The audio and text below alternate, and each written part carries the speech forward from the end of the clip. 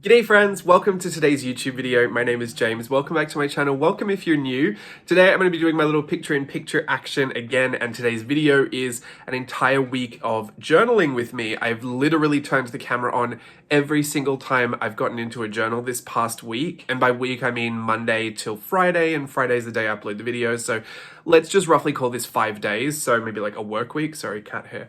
And I'm also doing something completely new that I've never done. I'm kind of like live reacting to the video because it's all edited so I can see it playing right there. So if you see me looking down, hopefully it looks like I'm looking at the video that you're watching and we're doing it at the same time. So yeah, I just wanted to let you have this experience just in case you wanted to know exactly what I was doing on each of the days. I could just look at the screen as it was recording and give you kind of like the live feed. So this is my 5-year journal, and Steve and I had gone to Valentine's night, Sweethearts Night at Disneyland, and I wanted to commemorate that by using my Steve and James stamp set. It is literally the reason that I made that stamp set is because I don't generally draw men or boy characters or whatever you want to call it. And Steve and I, you know, it's our life that I'm documenting a lot of the time. So it's kind of, you know, a lot of the times I'll just do feminine representations or just feminine characters that are in the theme of what we've done. Sorry, my allergies are starting to get me.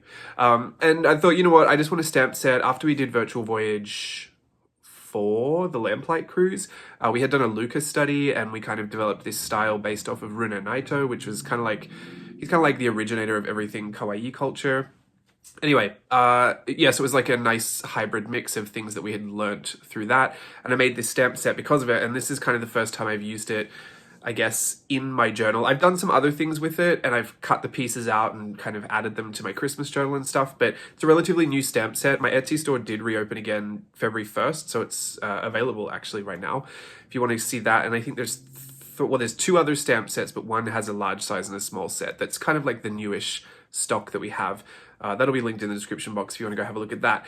Anyway, so yeah, I kind of just drew us at the Sweethearts Night. I always want to call it Valentine's Night, Sweethearts Night. The long and short of those like Disneyland After Dark experiences is I can really enjoy it because obviously I'm just going to go and have a good time because you're at Disneyland, you're going to have a good time, but it is very not worth the price to me. Christmas, I felt like there was an extra bonus because there was the Muppets and it was actually kind of more entertainment at Christmas.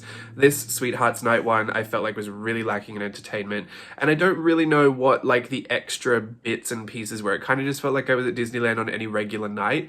I guess the photo ops were there, they were cute. We did a Luca photo op, that was really cute. I had a good time, don't get me wrong, and I hope it doesn't sound ungrateful, but for those people who sometimes wonder if it's worth saving up for because those are special events, some special events are definitely worth it. I think like Halloween and maybe Christmas, I guess, but like the Halloween stuff usually has a whole bunch extra, and that is actually really fun, and you go dressed up.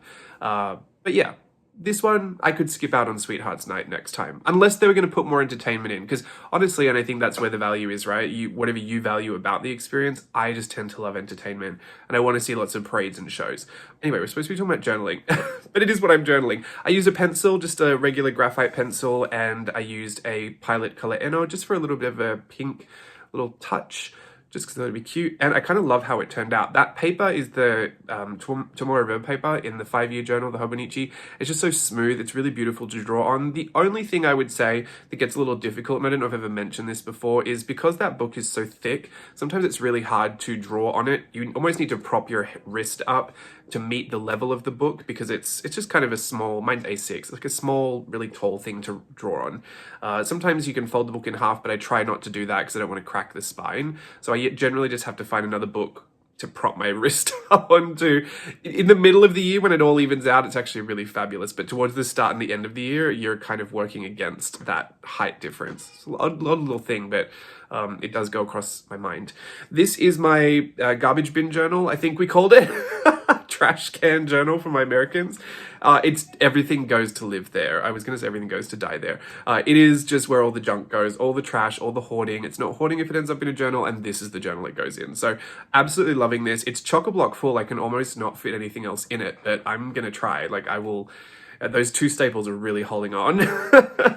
I've just been putting clothes swing tags in there. We got a whole bunch of stuff for, actually I won't tell you, but I guess you just figured that out. Virtual Voyage 6, I've been doing costumes, like it's not until April and I had all these costumes ordered maybe 2 weeks ago. We're really trying to get on top of it. I don't know if I've mentioned this before, but Virtual Voyage 6, this will be the first time Steve's been back at full-time work. And I have relied on him in the past to really handle some of that, like, there's like funny little bits that we do at the start of the live streams and handling the costumes, handling the photography and stuff like that. So I don't think I'll be able to rely on him really at all, since he's full-time back performing, and he also has his own photography business, which you know, has the studio and he has clients and things. So I've just been really proactive on getting a jump start on that, because even though I like to keep a bit of it open whilst we're doing it, a lot of the content I like to have figured out beforehand, because it is a lot to prepare. And I just don't want to be caught with my tail between my legs when it comes to start and I'm like, oh, there's so much to do. Speaking of workshops, I'm currently working on my workshop that I've kind of mentioned here and there, but it's a workshop on style, and I'll be using the character that we used to play with around Inktober, Daisy, just because, you know, when we came up with Daisy, she was kind of the chameleon of style, right? You could do her in any version, any iteration, like whatever you did. She had a few like identifying characteristics, like the big round glasses, the freckles, the scalloped hair, and the bow and everything, but she was kind of like a be anything, look like anything kind of character, and I loved that about it. We made those books, and we had the one that was like the collective version that people had sent in illustrations for. I've just always loved that character, and the way that it was a good way. It's like a draw your style on like steroids. Let's call it that. Everyone kind of has the template and they go for it. I'm working on a workshop where, using that character, I'll be teaching 5 of my most used styles that I illustrate with when I do my journaling or when I do my arts and crafts. Yeah, and hopefully just to share a bit more of the information about how those styles kind of developed, but ultimately just to give you the tools to go through all of that, because it is the thing that I kind of have the most fun with. I love to illustrate. It doesn't show a lot in this video, and I guess maybe I should address the elephant in the room. There's not a ton of journaling in this video. It might look like a lot, but considering this is literally like full-time job for me, I would have expected a whole lot more. That workshop, because I'm working on that, and that isn't in journals or anything, I think that actually took up a lot of my time this week. I had all intentions of launching it tomorrow, but I'm not going to do that. I'm actually going to hold off on it because I want to put better finishing touches on everything, which is fine. I kept everything kind of flexible, and I've definitely got enough time in between. But the journal you're seeing on the screen now, this one's kind of come about recently, this little photo journal. It was supposed to be a little add-on to my Australia trip, because I had so many photos that I took that I just wanted to give them their own addendum, I guess. Is that a word? An appendix? No. An add-on journal. I just wanted to give it something separate, almost like a little gallery. And then I got carried away and I started printing all the photos, because once you print one, you can't stop. So they're all printed on glossy label photo paper. I share all my information about how I print all that in any Collage Club video. So if you're wondering what paper, what printer, go to one of the Collage Club videos. It's all listed in there. But in short, Canon MX922 printer and onlinelabels.com, glossy label paper. So, and I use a silhouette cutting machine to do all my stickers, but for the photos, I generally just make them all squares and rectangles that line up, and use a Tim Holtz mini trimmer. What's the Tonic Studios? I was going to say Sizzix. Back in my, what's it called? The garbage bin journal. Putting more stuff in there, because I did a huge clean out of the office as well. I had a ton of stuff that I was coming across, so there was just random little bits and pieces of things that I hadn't seen in years that I was just putting in that journal. Look, the ones that you don't kind of stress over, the ones that kind of happen organically, you know, tend to be the ones you feel the best about. I'm not going to say they look the best, because I definitely don't think they do. They don't serve any aesthetic purpose, I feel, but it just feels good to have a place just to not care and just staple everything in. I got one of those mini attaches. Thank you to everyone that recommended that to me, because I've been having a blast with it. I think you knew I would, because I really needed it. But yeah, that might, 3 staplers now that I've got. Definitely don't need any more, but that one has been really fun. I love that it's a place where I can not even think about what's going to go in there and how it's going to go in there. And it's funny because, I mean, some of the things I collect, it kind of relates together. Sometimes I think, oh, I've already got a page of this on here, I'm going to go throw it in there. A lot of Disney, obviously, but, you know, it's been fun to illustrate in there on live streams. It's been fun just to I put my wrappers in there, my butter menthol wrapper. It's just, I miss Australia. I'm really homesick again. Yeah, so that's been really fun. I wanted to mention one thing as well, whilst I was kind of on a repeat journal, because it cycles through. Like, these are my journals in rotation. You're just going to keep seeing the same thing. Actually, there's some Wizarding Artist Society in this video as well. That's actually not something you see very often. But I wanted to mention that I'm doing a meetup. I should make a separate video or like put it on my story again. We already have a bunch of people signed up, so I'm thankful for that. If you're in the Southern California area, what day? March 12th. Saturday, March 12th, from 10 a.m. to 3 p.m. I've put it on Instagram, so it's best if you go find that, or if you're in the Facebook group, there's a post in there about it as well. But just if you want to attend, it's in Santa Ana. I'm going to give, which is Southern California, I'm going to give the directions, like the specific location, when you RSVP. And there's still places available. We didn't cap it out or anything, but there's just a whole bunch of extra information. So if you are interested in that, go to my Instagram. You should see a little, here, I'll show you what it looks like. Got it here. I have to hold it up to the screen. Hopefully you can see it. I made a little special kind of, like special edition stamp for, if you've been to Japan, they do stamp rallies a lot. Like you can get Eki Stampu, which is like going to all the train stations and collecting all the stamps from the different train stations. Anyway, they have a lot of stamp rallies for things. Hobonichi does them as well. I've had a couple of those in my journals and I just loved it. It's just very fun kind of Pokemon, got to catch them all type situation. I made one of those. Maybe you saw that on Instagram. Here it is. Go and look for this post. Can you hear me? Go and look for that post on Instagram, and it should give you the extra information about that meetup and how to RSVP and blah, blah, blah. I should have got this hair together before I started. Oh, it's getting longer. I had my hair cut last month for the first time in a couple of years, and I think just because it was healthy, now it's growing even longer. I swear it was like an inch. It's grown like an inch in a couple of weeks. It's nuts. I'm thinking of cutting it off. I know I definitely do want to cut it off at some point. I just don't think long hair is for me. Like it's not my style. But now I've spent so long growing it, and I do really like it when it's styled. I think it's really fun, but I know eventually I'm going to cut it off. I guess I'm looking for the right reason and like the right time to do it. Steve told me that I should donate it to Locks of Love because it's not colored or treated or anything. So hopefully I can do that. I think it has to be a certain length in a ponytail. But yeah, when I'm ready to do that, I think that's what I'll do. Anyway, why are we talking about hair? I'm just here to chat with you today. We're about halfway through the video. These are my Wizarding Artist Society journals. I am teaching tonight. I'm literally recording this on the Friday, right? Because I'm trying to do the whole week.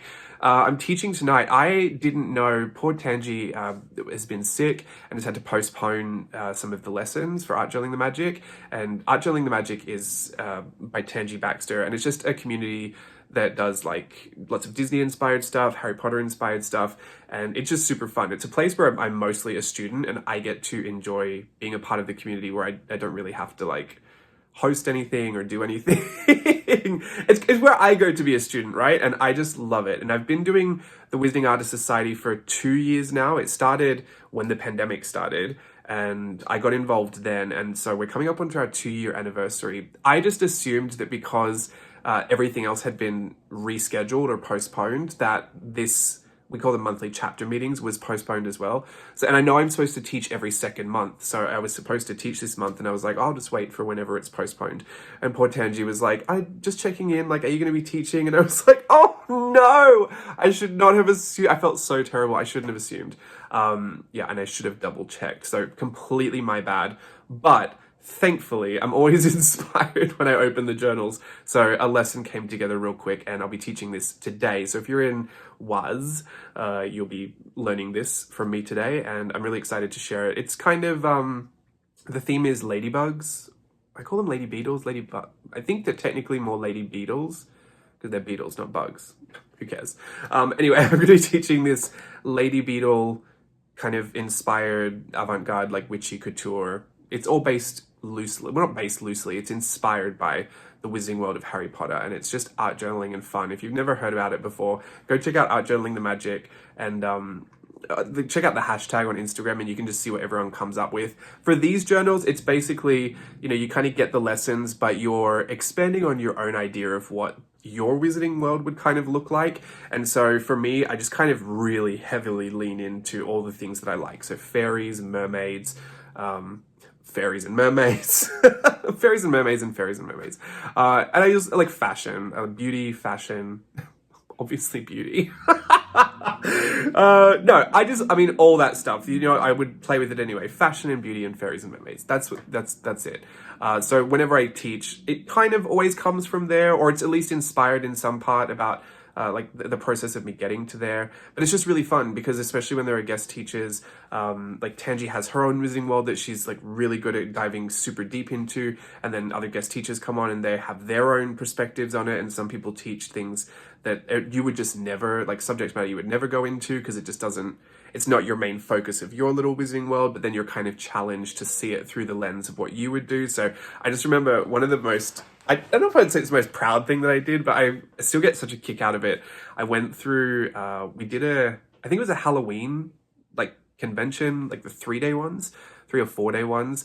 And Brittany Levitt was teaching Dementors, and I had tried to do it before and I just couldn't get it to work, and she had come up with a brilliant way to do it with this kind of like ink wash kind of thing, and I was really happy because I was like, oh, finally, like I couldn't figure it out, and this is what it's all great for, right? Because everyone's got this hive brain and everyone's so creative. You're just constantly challenged to enjoy the entire thing. But yeah, Brittany had come up with it and I was really happy about it, and then I took it straight from Dementors and made them like fashion figure Dementors. It was like Dementors go to Fashion Week. Spring, summer, Azkaban 92.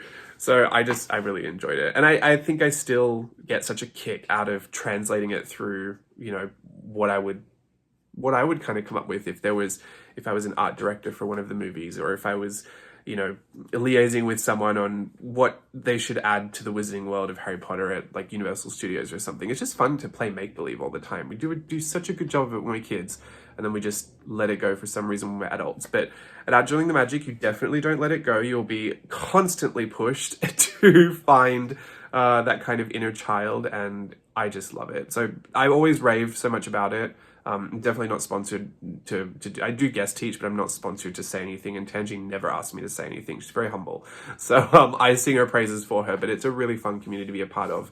And for me, it's a lifesaver because I've mentioned this a lot of the times in the past, but sometimes when you're working in this space where you're doing like content creation and you're teaching and you're hosting workshops, it can just be a little awkward to navigate how then to become a student of it, because there's always the chance that it might look like you're stepping on other people's toes, kind of entering their spaces. And I'm always looking for that overlap, that like Venn diagram where, you can be teacher and student in what communities, and some communities really encourage it and some really don't. But yeah, Outdoing Magic has always been that place for me since I went to the first little in-park meeting that I went to. When was that? 2019? I want to say it was 2019. Anyway, so this is just more of that lesson. I'm just deep in these journals at this point, and this was kind of the only, apart from the illustration of Steve and I at the Sweethearts Night with the stamp set. By the way, if you want to check out more of when I use stamp sets as illustrations, there's a hashtag called #StampAnIllustration, all one word, and stamp and like STAMP, then AN, and then illustration. That will show you all you need to know about that. I think I also have a blog post on it on my website, which I haven't made a blog post for in a while. Believe me, I have all good ideas for blog posts, just no time and no intention to actually make them. I think I'm just really enjoying the ideas of having blog posts, like the opportunity to do it, but not so much the doing it.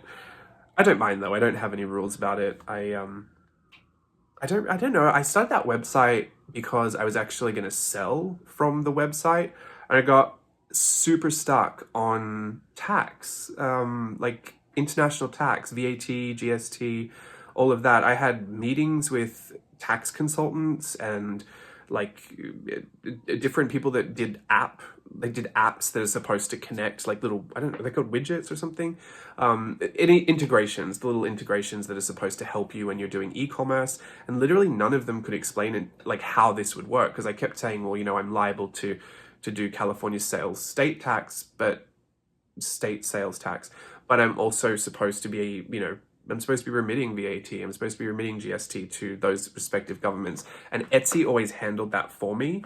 Etsy never really did the sales tax until a few years ago. Now that they do that, I'm honestly like, I've changed my whole tune. I thought, well, I'm willing to pay the extra fees because it just means I don't have to be a certified CPA at this point. So, yeah, I don't know. Interesting off topic there, but I think that's how I got the website for that, but I don't think I'm ever going to sell on my own platform. Touch wood. I mean, I don't know. Who knows? Who cares? If it becomes easier, if it's the right thing to do, I'll do it. But I've also, you know, since I opened the Etsy store, I don't even know. Oh, I'm going to move out of the sunlight into the shade. I don't know if I want to even do any new products right now. I used to do a lot of products kind of back to back, testing the waters on what I would want. And then I got really stuck on the idea that I only wanted to make things that I wanted to use, because ultimately, like, I'm the person responsible for like sharing it and marketing it and, you know, speaking about it. And if I didn't really want to use it, then I felt like I would just not, or I'd use it once and then I wouldn't use it again. And then I felt like I myself was invalidating my own products. You know what I mean? Like, it was kind of like I was saying there was no reason for it because I wouldn't even use it. But yeah, I don't know why. How did we get onto that topic? I need to go back to the journals. This is my planner. This is the Mino Peronen 2014 cover I got from eBay, from the archives. The green boxes are Zumba classes, if you don't know. I used to do green stars, but I ran out of them. Thankfully, I finally done enough Zumba classes to run out. And I do green boxes just to denote whenever I go. I like to go 3 times a week if I can. I really enjoy it. It's just, I feel like it's the closest I'll get to dancing until I'm back on a stage somewhere. I used to go to dance classes. They're really expensive, so I try not to go to them too often. And then I'll totally be honest, sometimes there's a bit of a mental struggle I have with watching myself dance in a mirror, and it's just a lot. It's a lot to feel it, because dance itself, like especially in those adult classes, I go to a contemporary one, which is, it's always a little like feel your way through it. It can just be really overwhelming to watch it and have all those emotions kind of fly up in my face as I'm doing it. So one, for money, because I just don't want to spend, you know, hundreds of dollars a month on classes, and my Zumba is actually very inexpensive. With the amount of times I go, I swear it works out to be like $1 a month. Oh, my chair's squeaking. Sounds like I just stepped on the cat. But yeah, the dance classes, I do want to go back. I just, you know, I balance the idea of not spending too much money on it, and also kind of taking care of myself and not, you know, I think there's a time and a place to push through things, and then I think there's a time and a place to just respect that maybe you're just not where you want to be just yet, and that's okay to like take an extra moment. Yeah, when I do go, I do really enjoy it. So yeah, I'm back in that. I've just been destashing things from my desk. You know, I have that garbage can journal, but I still, like, my planner is kind of the same function. It's probably more where I go to pick up to quickly sketch something out, actually. I do have another little sketchbook insert because I've gone back to traveler's notebooks. I kind of dabbled in traveler's notebooks, I'd say around 2017, and then I've dabbled in everything else since. And I've just made a bit of a return to them this year. I don't know why. I think it was just the excitement of the junk journal over Christmas that made me think, oh yeah, I could really get into this. And now I did the one Christmas one, I did the one Australia one, but that also has Elijah's one as well, so there's 3. I've got the trash bin one, that's 4, my sketchbook, 5, my photo journal, 6. I've got 6 traveler's notebooks just almost full since December. And February.